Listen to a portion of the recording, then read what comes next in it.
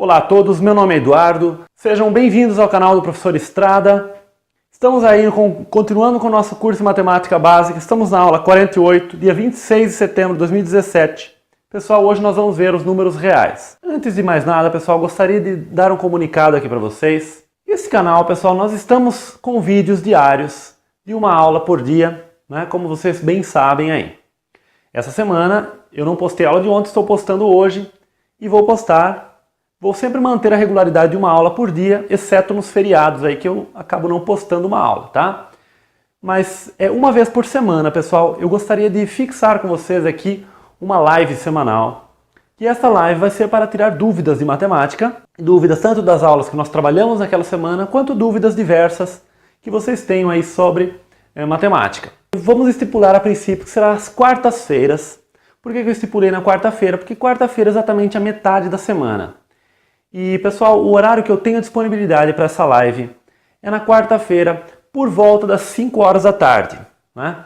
Para quem trabalha, acaba sendo um horário um pouquinho mais difícil, mas é a possibilidade que eu tenho no momento.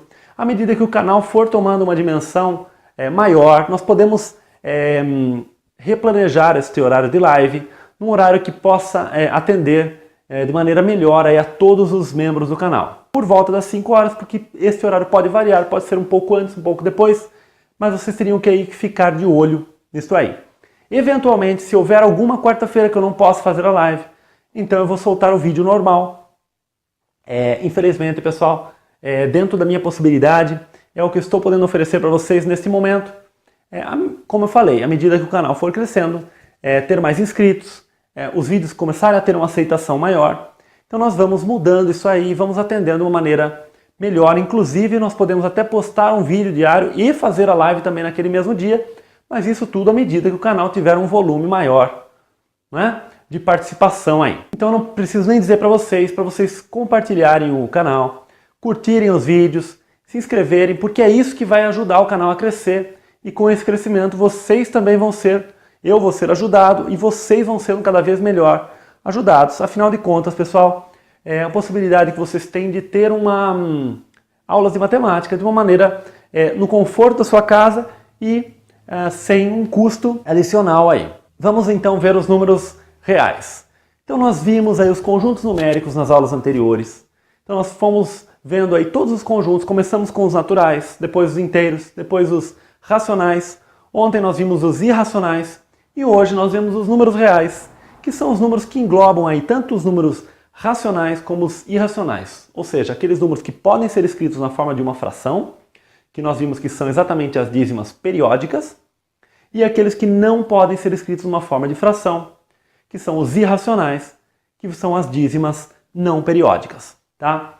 Então, nós temos uma identificação muito interessante dos números reais com a chamada reta numérica. Aqui nós temos a reta numérica, ou chamada também a reta real. Tá? Esse símbolo R que nós já tínhamos visto é o símbolo que representa os números reais. Né? Então vamos lembrar aqui que os números reais eles podem ser escritos como os números racionais unidos com os números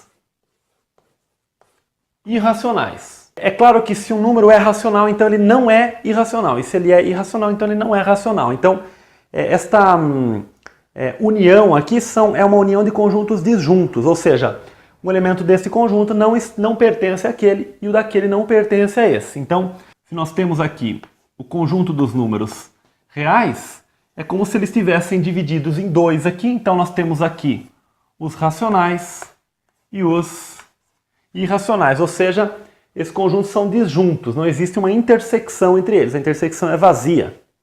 Né? Bem, a reta numérica nós representamos com, nós chamamos de zero, aqui é chamada origem.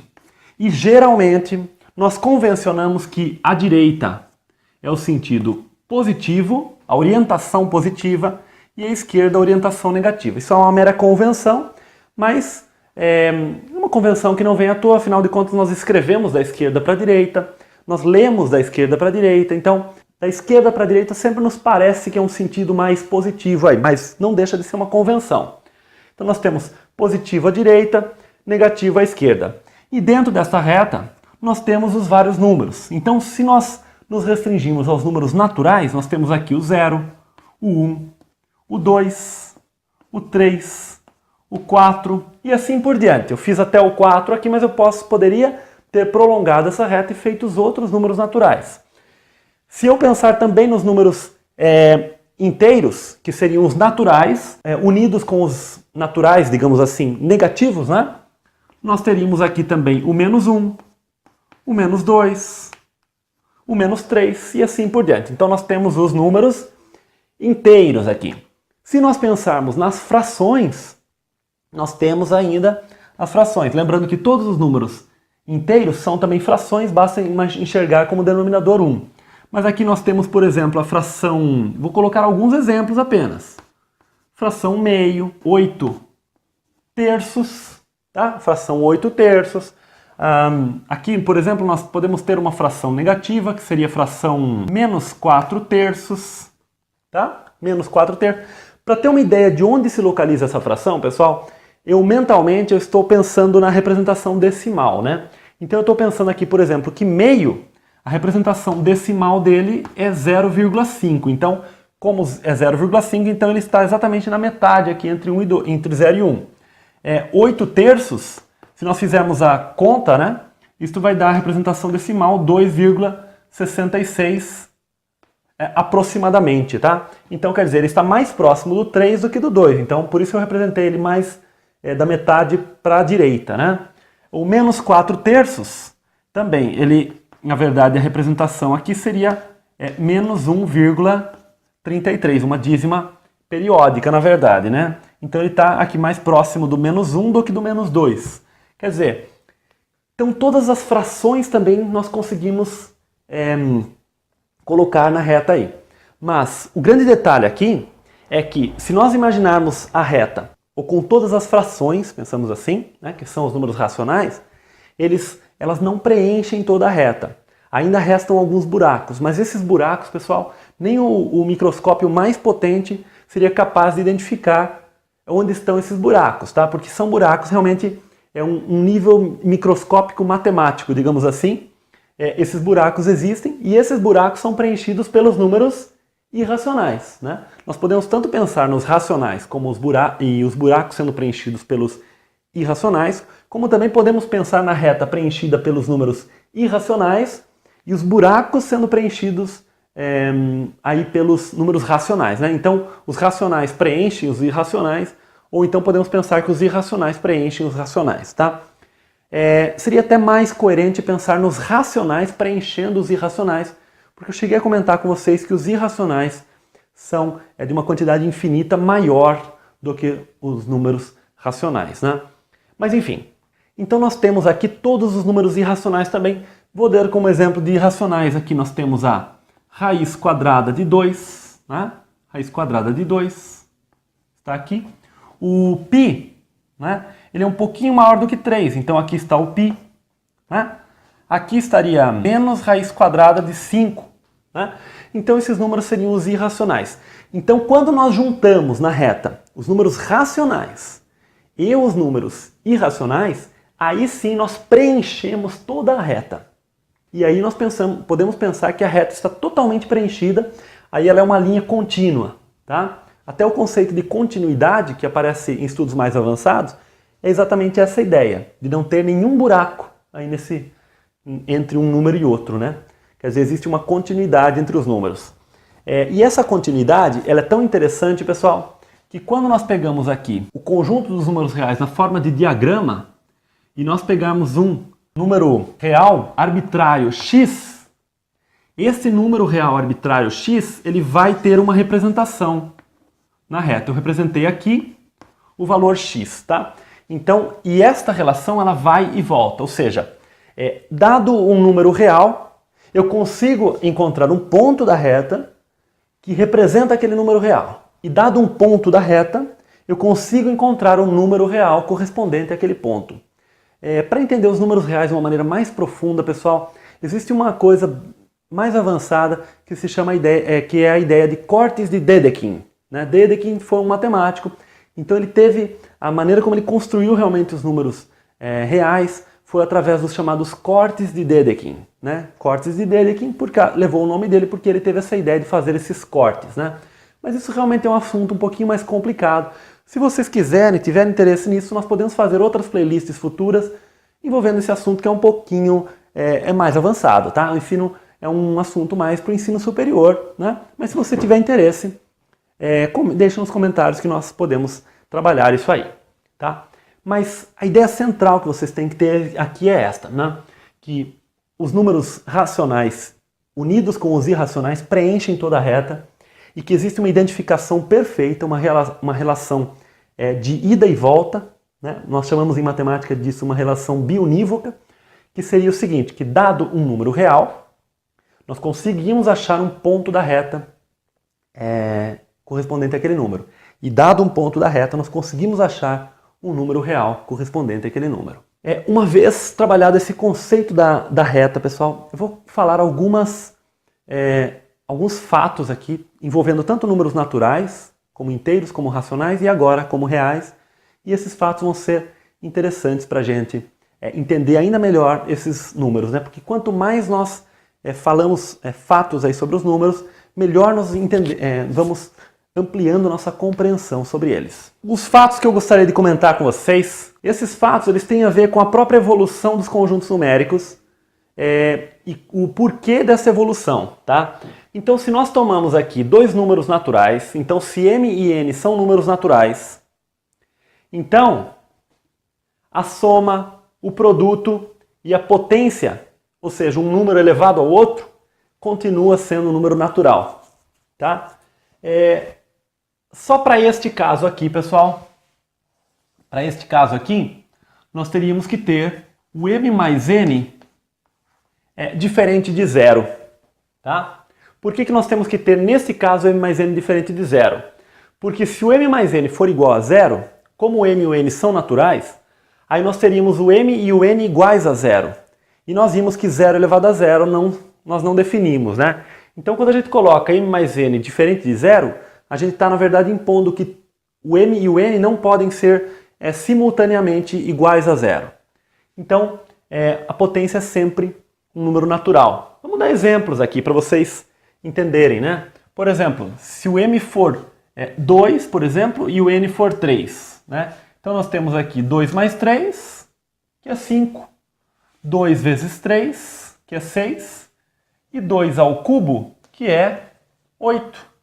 Então aqui 6 e aqui 5, tá? Então vocês percebem que sempre que a gente soma dois números naturais, sempre que a gente multiplica dois números naturais e sempre que a gente aplica a potência aí entre números naturais, desde que obedecida esta propriedade, a gente recai num número natural. Isto nós chamamos em matemática da propriedade do fechamento, né? Então nós dizemos que os números naturais, o conjunto, né? Ele é fechado em relação à soma, ou seja, quando nós somamos dois números naturais, o resultado continua sendo um número natural. Quando nós multiplicamos dois naturais, o resultado continua sendo natural. Então o produto também, os números naturais também são fechados em relação ao produto e são fechados em relação à potenciação aí, digamos. Observando aqui que a gente pode fazer tanto m elevado a n quanto n elevado a m, né? Pode inverter isso aí também. Se um dos dois for igual a zero, só não tem problema, né? Porque, por exemplo, 0 ao quadrado não tem problema, isso é zero. E 3 elevado a zero, por exemplo, é 1, né? Então isso não tem problema nenhum, sempre vai resultar um número natural. Lembrando que nós definimos os naturais a partir do zero, tá? No nosso estudo aqui nós estamos definindo assim. Agora uma propriedade referente aos inteiros. Veja o que acontece com os inteiros. Bem parecido com os naturais, a soma de dois números inteiros continua sendo um número inteiro. E a diferença continua sendo inteiro. A diferença, no caso dos números naturais, pode dar problema. Por exemplo, quando nós fazemos um número menor menos um número maior, essa diferença dá negativa. Isso não é problema para os inteiros, mas para os naturais é, né? Então, a subtração, os inteiros, eles passam a ser fechados em relação à subtração. Ou seja, a subtração continua sendo inteira. Fechados em relação à soma. E fechados em relação ao produto. Quando nós multiplicamos dois números inteiros, também o resultado continua inteiro, né? Mas por outro lado, nós perdemos a potência. Nós ganhamos esta, mas perdemos esta. Mas esta aqui nós perdemos inclusive para os reais, então digamos assim que não é uma perda tão importante assim, digamos, né? Por que ocorre essa perda aqui, né? Quando nós temos um número, por exemplo, quando nós temos um número inteiro, uma base inteira positiva, elevado a um expoente negativo, são dois inteiros, o resultado pode ser uma fração. Por exemplo, 3 elevado a menos 2. 3 elevado a menos 2 é 1 sobre 3 ao quadrado, ou seja, 1 nono. Então, uma potência entre dois números inteiros resultou aí uma fração, né? Então, saiu do conjunto dos inteiros, né? Então, eles acabam não sendo fechados. Então, vamos dar exemplos aqui. Um número negativo, menos 2, e o outro, 3. Então, quer dizer, menos 2 mais 3, sem problema nenhum, o resultado é 1. Menos 2 menos 3 resulta menos 5, sem problema. E menos 2 vezes 3, isso resulta aí menos 6, tá? Menos 6. Então também não surge problema nenhum aqui. Agora com relação aos números racionais. Se nós temos dois números racionais, a soma de dois racionais continua sendo um número racional. Nós aprendemos aí a somar frações, e nós vimos que a soma de frações continua sendo uma fração, né? Isso pensando nos racionais como frações, que nós podemos também pensar como a representação decimal. Quando nós subtraímos duas frações, né, pensando como frações, continua sendo uma fração, ou seja, a subtração também continua. Então, nós não perdemos esta propriedade, não perdemos esta. Nós não perdemos a do produto, porque o produto de duas frações, produto de dois números racionais, continua sendo um número racional também. E ganhamos esta, só que esta aqui com o denominador diferente de zero. Ou seja, a divisão entre números racionais também é um número racional. Nós podemos dividir frações, nós aprendemos isso já. Dividir frações também resulta um número racional. Então, nós ganhamos nos números racionais o fechamento com relação à divisão também. Então, essa é a evolução dos números, nós vamos ganhando propriedades. Esta aqui nós vimos que nós perdemos, né? Mas eu já falei para vocês que essa não é grande perda, assim, digamos. Enfim, esse aqui eu vou deixar para vocês fazerem alguns exemplos aqui para vocês entenderem isso aqui. Mas nós vimos na aula de frações isso aí já. Turma, eu dividi esta nossa aula em duas. Então esta é a primeira parte. Espero que vocês tenham gostado. Amanhã já vou liberar para vocês a segunda parte. E vamos continuar com esse conteúdo. Depois nós vamos continuar com os números reais, mas estudar intervalos na reta, tá? Então, pessoal, espero que vocês estejam gostando do conteúdo. Um grande abraço aqui do professor Estrada. Até o próximo vídeo. Tchau, pessoal!